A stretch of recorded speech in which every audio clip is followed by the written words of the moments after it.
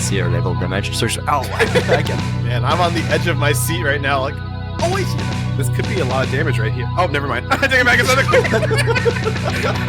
wow. Vortex kick. Vortex kick. Arch is And down. killing that Bard. Gotta be game. Oh, Wow. wow, that's game. Hi everyone and welcome back to Wbel. Just before we begin this video, we'll just review the rules very quickly for the first player that are joining and watching their first Wbel video. So for this season, it's going to be rosters of 8 to 12 units per player. So we are going to be 40 players this season, 10 players per division. We'll have a customized unit cost. The total cost of the roster is going to be 700. For the teams, it's a minimum of 3 units, 200 cost maximum for the team size, and there will be no mono element teams. The Blade Stream TMR, so the Veritas of the Wind events, will not be usable in battle, so they cannot use it. For the map effect, it's going to be Nullify City up-down for all maps during all season long, and at the very end of the season, each player that will have used all of their units during the regular season will get an extra standing points at the end of the season. So we're going to spice it up. So sorry for my voice and breath. I got sick, of course, but it'll be fine. It'll be fine. I have some hot tea, and with me today we have ChaseVsAll and Alkor, the grand winner of season 1. So hi guys. No, it's me again. Hello. Alright, I can't get enough of Alkor. We'll start with a new player that's actually in the Clairvoyant division. One player that has left, so we needed to replace it, and it's no one than the Summoning Sickness Teo. Of course, we have Terra on his roster to help him summon creatures. And for the main DPS, we have Wingstern, Original Jaden, and Grifford. So I'm letting you guys go. So ChaseVsAll first. So I am like holding myself back from like gushing on this team because this is like my not only is it just like my kind of team, this is almost my team. So one thing I instantly want to point out is the Hope on the team. That's like my unit. I love that guy. I think he's super underrated, so I'm glad to see someone else bringing him. And the strategy that I went with my roster was Glove, Axe, and Knight, and I see all those represented here in Tyler's roster here with the Knight with Terra, the Axe with Grifford and Summer Killfay, and then Glove with Hope and Sweetheart Salir. Not to mention that Stern Wing of Destiny, also one of my favorite units, one of my only max reincarnated units, so I'm in love with this roster. This is what I would choose, and basically what I did choose. For me, first off, Summoning Sickness, A+ on that Magic the Gathering callback. I'm into it. Second, I'm so scared of this Jaden because we've seen Tayo do his summoning strats in WDL, and we know how Sternwing of Destiny pops off after that someone has been brought out. So I can only imagine how crazy Jaden is going to be hitting people from so far across the map. I think Etra is also such a sneaky pick, an easy disruptor for people also, because they can send Etra moving forward, mess up the enemy team. Overall, very excited to see what shenanigans Tayo has in store for everyone.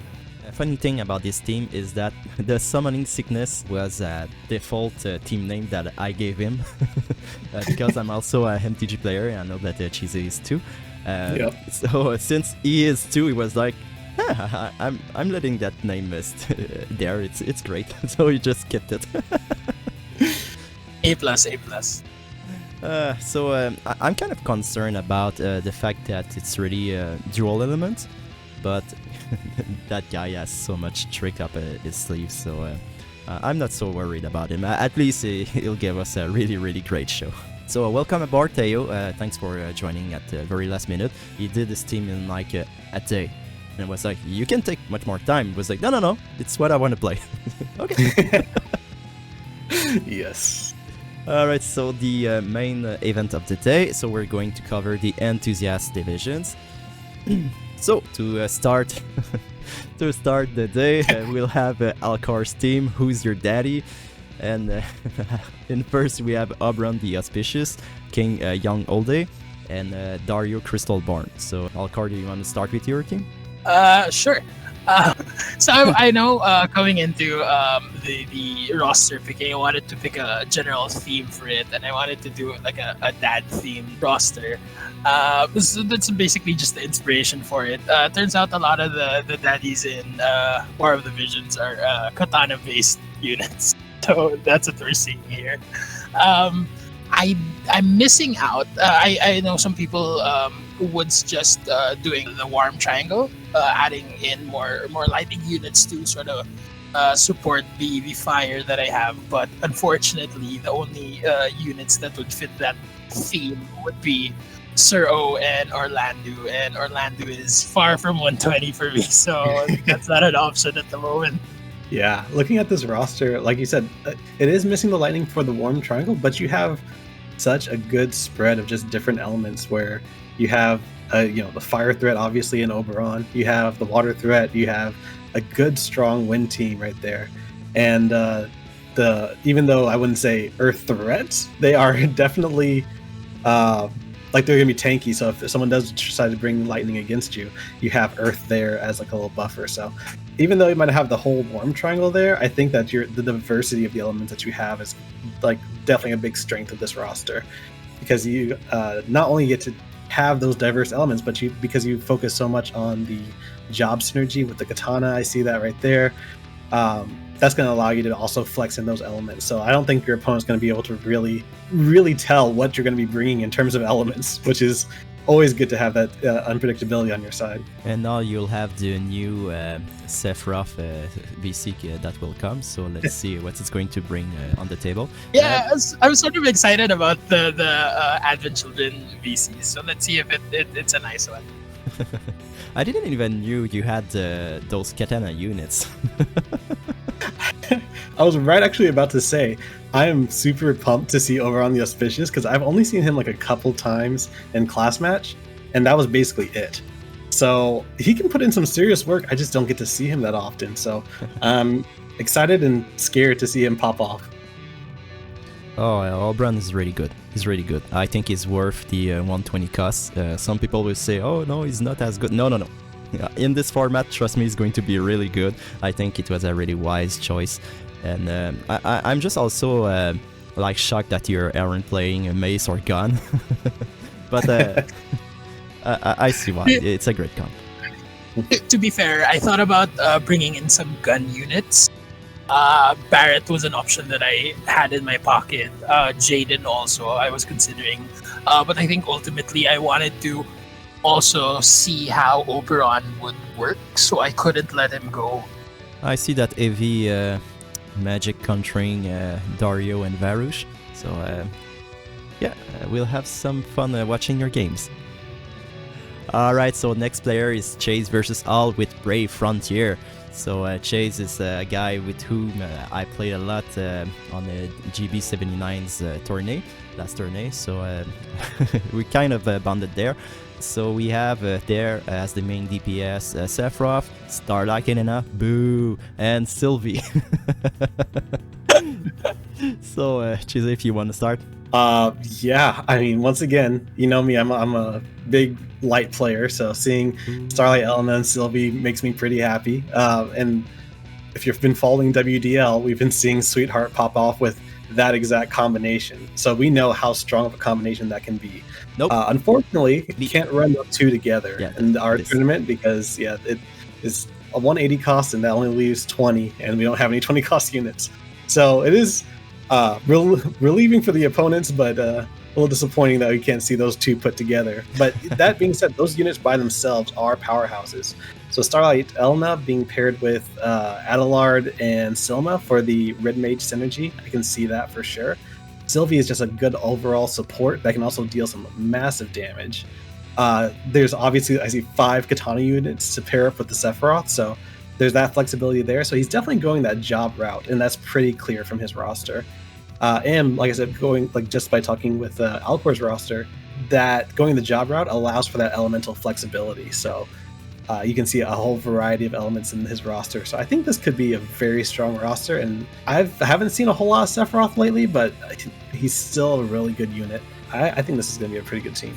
I lose to Sephiroth from time to time in Arena. I'm like, oh, okay, it's a dark team, easy pick, so I'll choose it and just, no. And like, I'm losing. And like, no, why? Ow!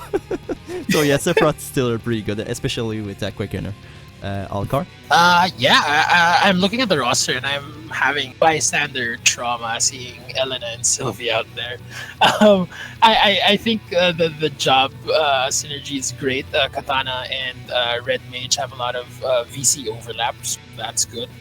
There's also a lot of evasion, not even considering Elena as part of the roster. We have 2B, we have Dea who can be built quite evasive, we have Seymour, and of course you have the Quickener in Helena, you have Liard as backup support for all those status effects, and I love the status effects, so that is not something to be complacent with just because it's a 30 cost. So next team, we got funded with Descending Angels. So for his main DPS, we have Winged Stern, Black Robe Elena, and Sylvie again. Once again, I'm eating good today. I see Wing of Destiny Stern and Hope again. I mean, I couldn't ask for more. Those two units can also be paired together with the Tyrell, so I think that's actually a pretty good team personally.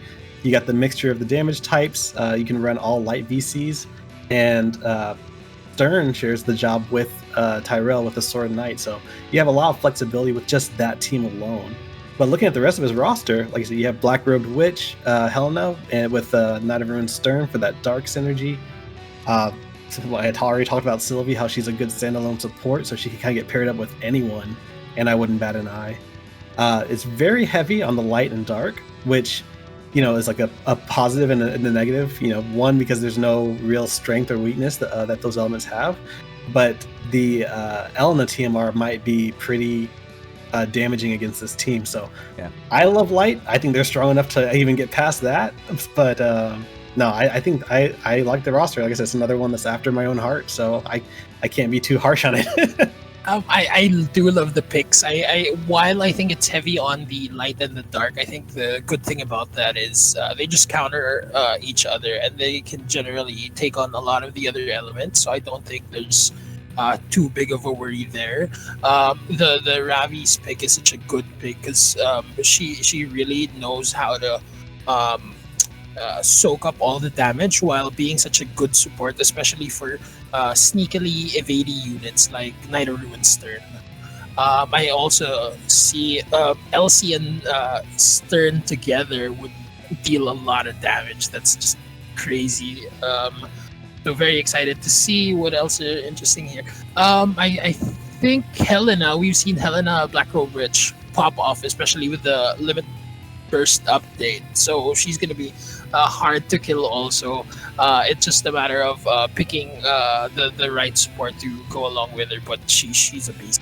Yeah, I just add that I have the same concerns as Chase, but he can run some low-cost combos in this team, so damage will be there for sure. And I will point out too that at least with the Helena Black Robed Witch, even if they do buff up their dark res, the limit break is one of the few that reduces the dark res. So there's not really that with the light, unfortunately, but I think that won't be too much of a problem for at least the dark side of Funded's team. I really like that Helena and Stern combo, especially with the LB upgrade on Stern. Oh yeah. Next, we have none other than Isvar and the All Day Enthusiast League. So, of course, we have All Day Kings and the Lion, we have Soul, we have Fang, interesting, and we have also Volke that hasn't been released yet, but it's going to be next week or the other. So, what are you guys thinking about this team, Chase? I mean, immediately the first thing that jumps out to me is that it's very bimodal. You have a lot of very high costs and a lot of very low costs. So Isvar's plan is pretty clear. He wants a main carry and a couple good supporting units, and he's hoping that main carry is just going to carry him to victory. And also, it wouldn't be an Isvar team without a lot of spear units. So I am happy and not surprised to see Elda, Fang, Volk, all in that top DPS slot. Like I said, I haven't looked too much into Volk myself, he looks to be a really good unit. So for 100 cost, I thought he would be a little too overpriced, but he might actually be a steal. That's one of those units that I really don't know how he's going to perform, and I'm really excited to see it. And actually, I kind of feel the same way about Fang, where Fang, I don't think I've actually seen a single one since she's came out. Same. So if anyone's going to make her work, it's going to be Isvar. So if he pops off with Fang, I think that's going to be an absolute treat to watch. That's the thing with Fang. Like, I feel like everyone has her max reincarnated because her chart were so easy to get, but I saw absolutely none ever. Yeah. Well, I love the team obviously. I am disappointed that we're not seeing Fire Elda, but I know why we're not seeing him, because you can't pair the two Eldas together. That was also a concern when I was building my team. I think for Isvar, any of these carries, any of the 4 carries we see that are 100 cost and above are sure to like put in the work for sure. I think Wbel being there is a good way to sort of protect Elda from any of the lightning threats, especially since a lot of the new lightning units are very physical based. Yeah, he really built his roster around the FMA card, which the one that gives agility and single target resist. So there's a very great synergy between Spear, Devout, and Spear and Bow.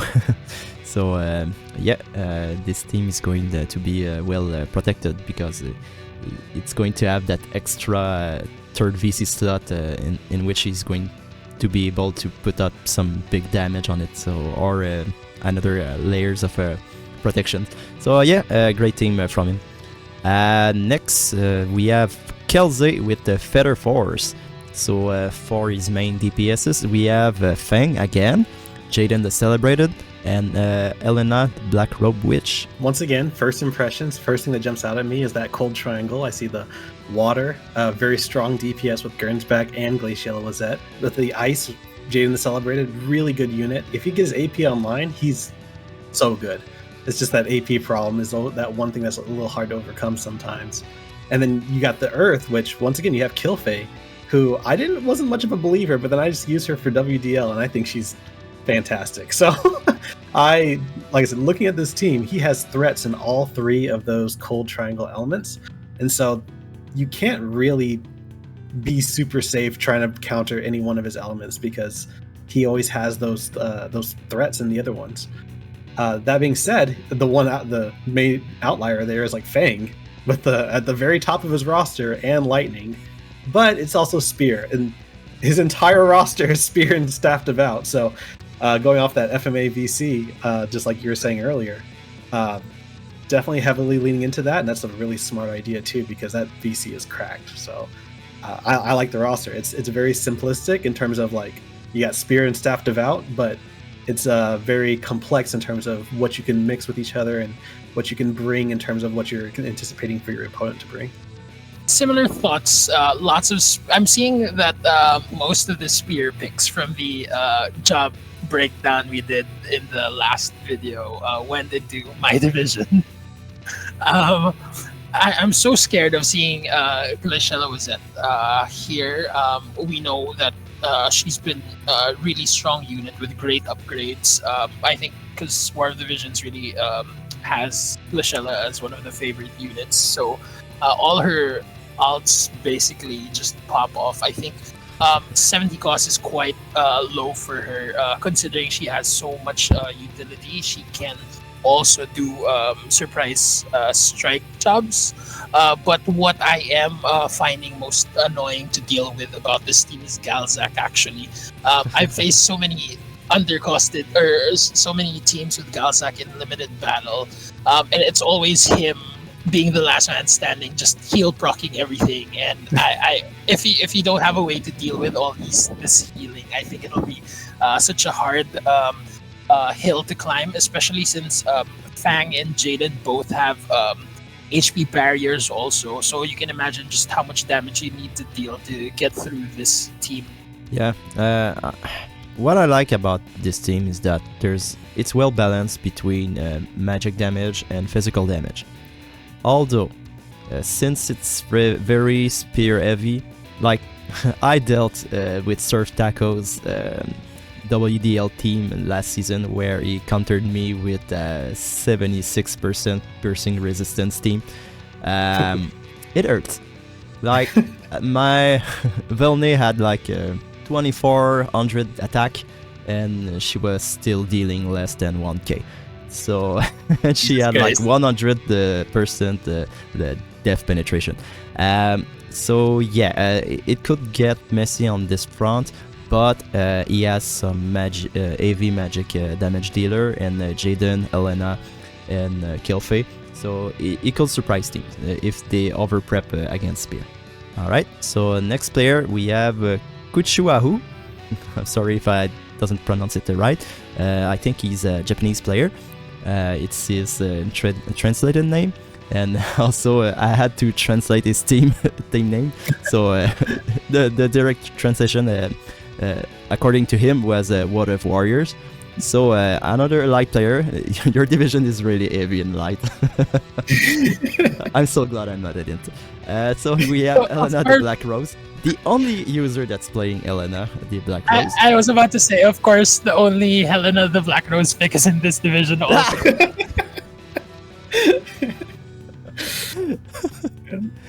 We have Lucio Like of Brilliance, which I think is undercosted. We have Starlight Elena, which I think is undercosted. We have Glaciella Summer, and also Astrus. Yeah, so it's pretty packed. So Alkor first. Yeah, definitely not looking forward to fighting this team. I think it's always tough to deal with light and dark generally.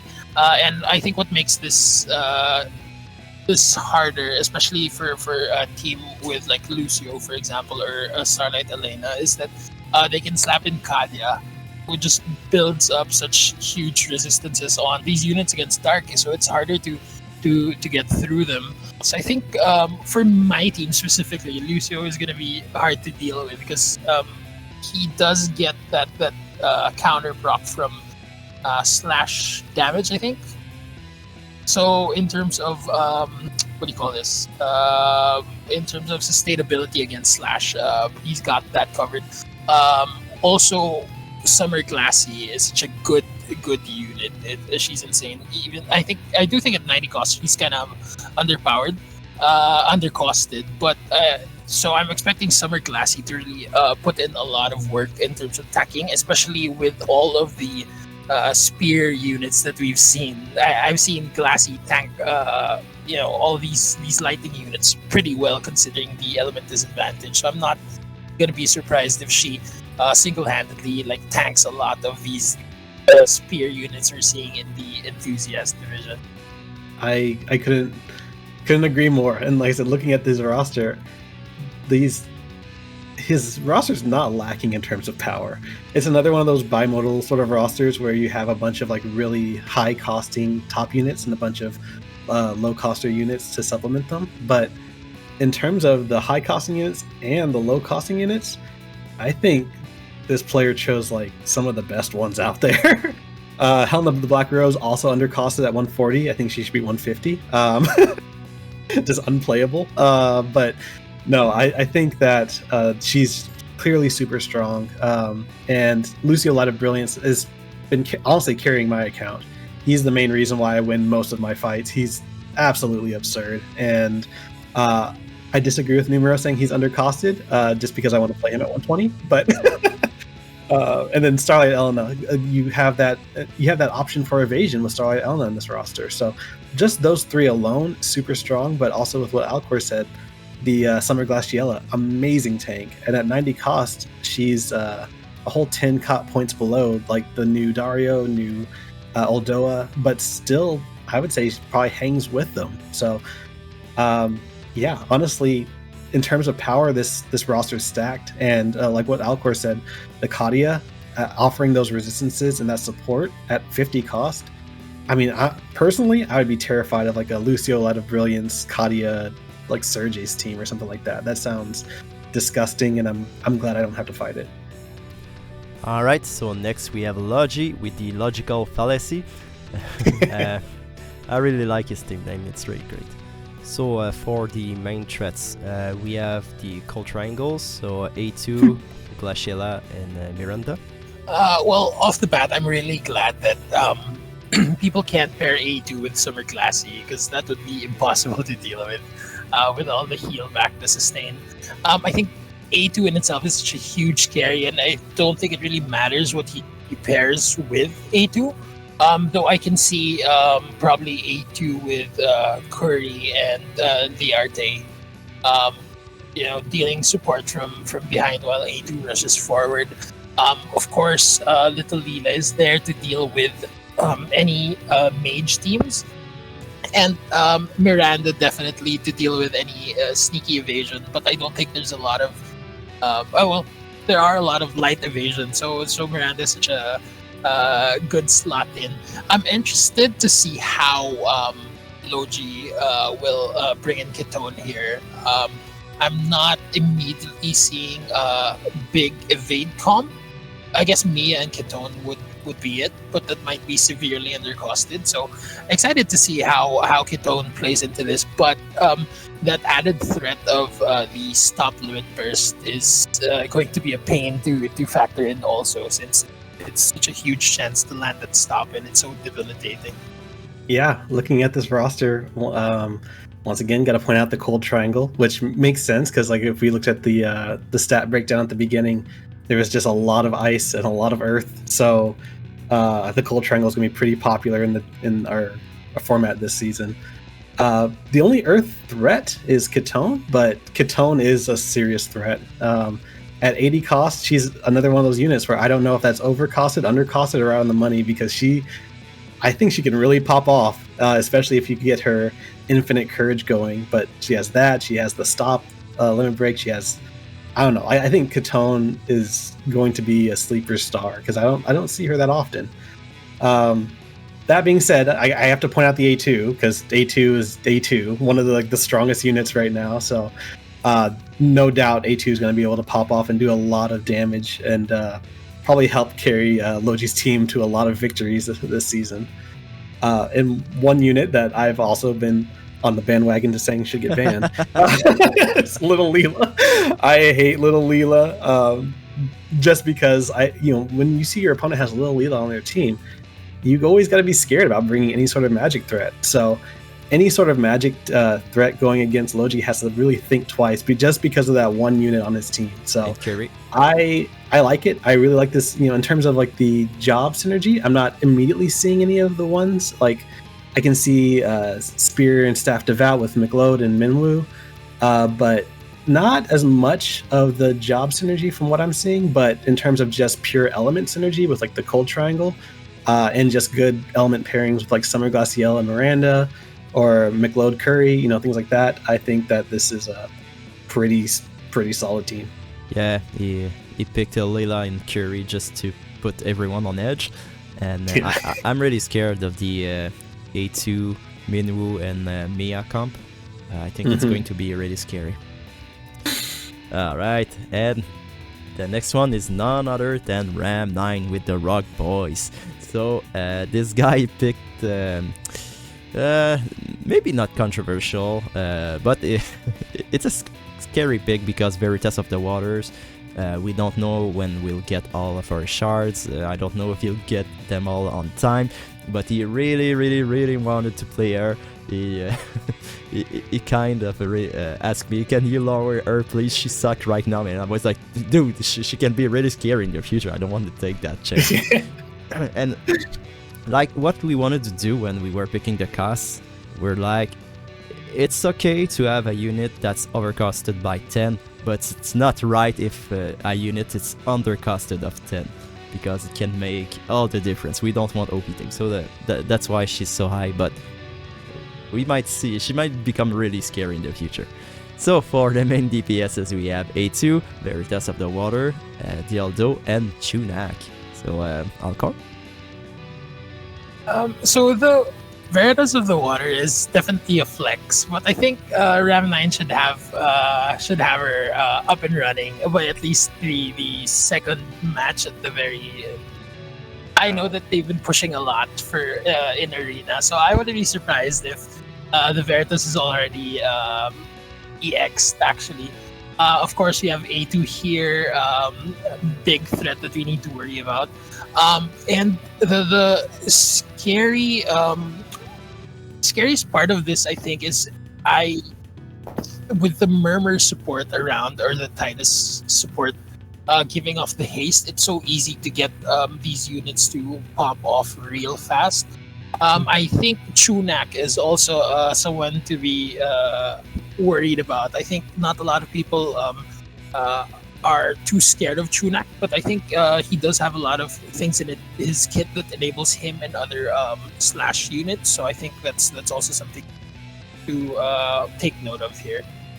So yeah, I gotta point out the Veritas of the Waters also, just because I did take a little look at her kit, and it looks absolutely stacked. So if Ram 9 has her up and running within the first half of this season, I think she's going to be an all-star for as soon as she gets online to the end of the season.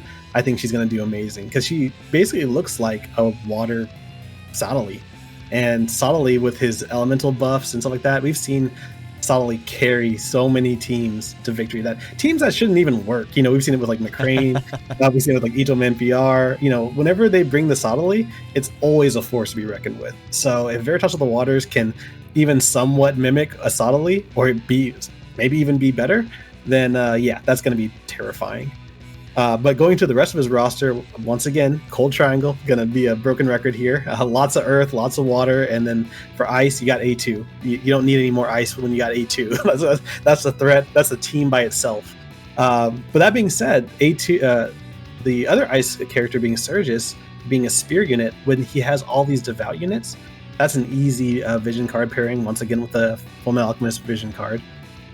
You got the one team that stood out also was the Dialdo Killface Surges, because you got, once again, Spear and Devout synergy. You got the Earth synergy with the main two characters there, and Dialdo being like an all-star tank, with Killface being a pretty good DPS also.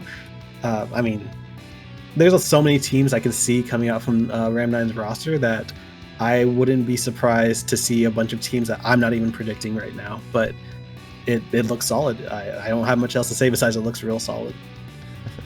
Yeah, with all those Earth picks, he's trying to dissuade the Lightning players. Yeah. All right, so next one is Surftaco with Glassy Animals. So on his side, we have Tupi, Dario the Crystalborn, Glaciella Summer, and Jaden the Celebrated. First thing that pops off, comes to mind here is the Tifa Etra Tupi, obviously with the Strike Evasion team. I think it's going to be hard to deal with, considering how good Tupi is at evasion, and we've seen Etra become this surprise evasion unit. So I think that's team that I'm scared of the most here. He does have Dario and Summer Glassy to cover both any magic or physical threats, so at least he's got that covered. And I know Surftaco is also such a big water main, so I wouldn't be surprised if we see OG Glassy or Dea really come home with the damage that they bring for these matches. We have obviously the Cold Triangle with Curry ready to support from the backline. I think Curry works well with any of these tanks, really, just frostbiting everyone from the back. What else can I say? Jaden the Celebrated, obviously, let's not forget, he's such a good damage dealer. I think with the support that he has to sort of protect Jaden, I think Jaden could easily just start one-shotting people once he gets in range. Yeah, and he can heal himself fully. Yeah, he's, well, like I said, as long as the AP isn't an issue, he pops off. He's a really good unit. And going off of that, like looking at the teams that he could build, Alkor already mentioned the Strike Evade team, which is incredibly strong. If those were his only 3 units, I'd still be scared. But aside from that, like I said, you got Dario, Tifa, Etra, which could also be a really good team if you want to have a tank. Might be a little light on the damage, but Dario himself can put out some good damage.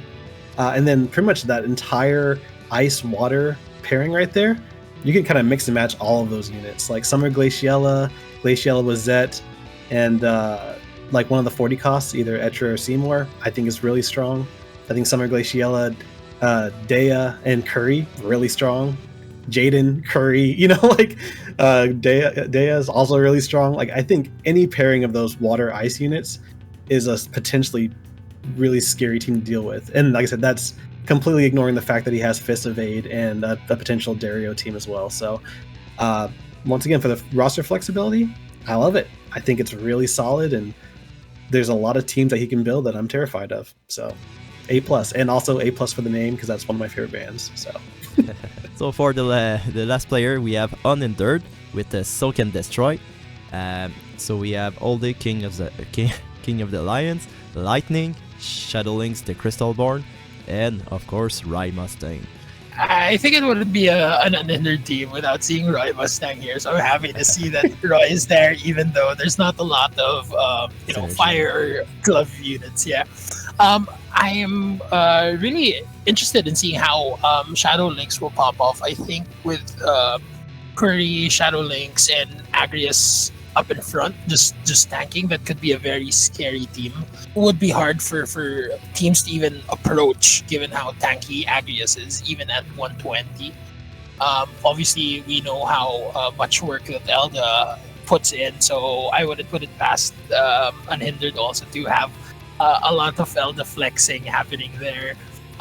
There's also some quicken plays that you can see here with both the Phoebe. We have the haste availability from Lorenzo and Silma and Titus, so I think that's very good way to go about the fact that there's no CT up or down here. Yeah.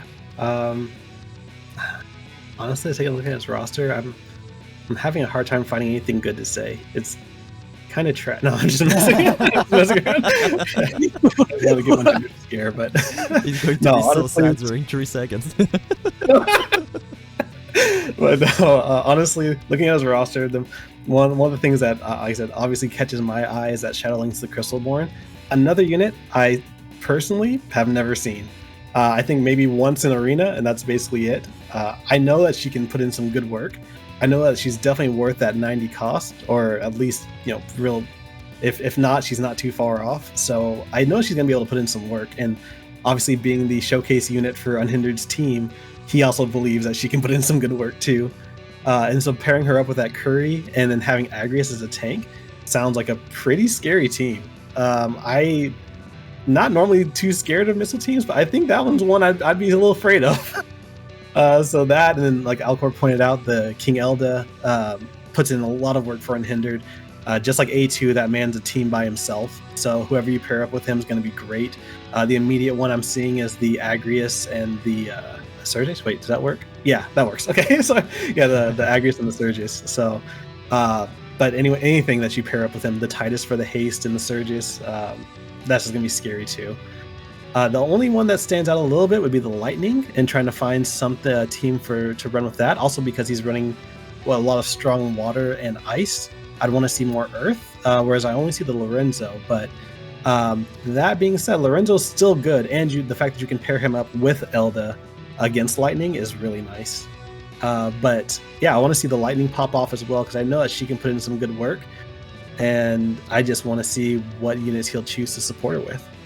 But overall, once again, I think a solid roster. It's very physical AV. There's not really magical damage dealer except Roy and Selma. But at least he has a wide variety of damage types.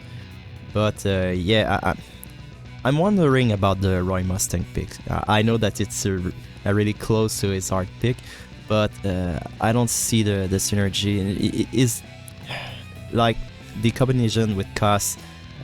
You can't pair him with the Shadowlings, Lightning, and All Day. So you have to go really under if you want to play him, unless you want to do something like the Lightning or Shadowlings with Mustang and the Surges. But it's 3 different jobs, so it might be a struggle. But like if he put it that team, it's because he had talked about it and he has some plans. So I'm going to trust him.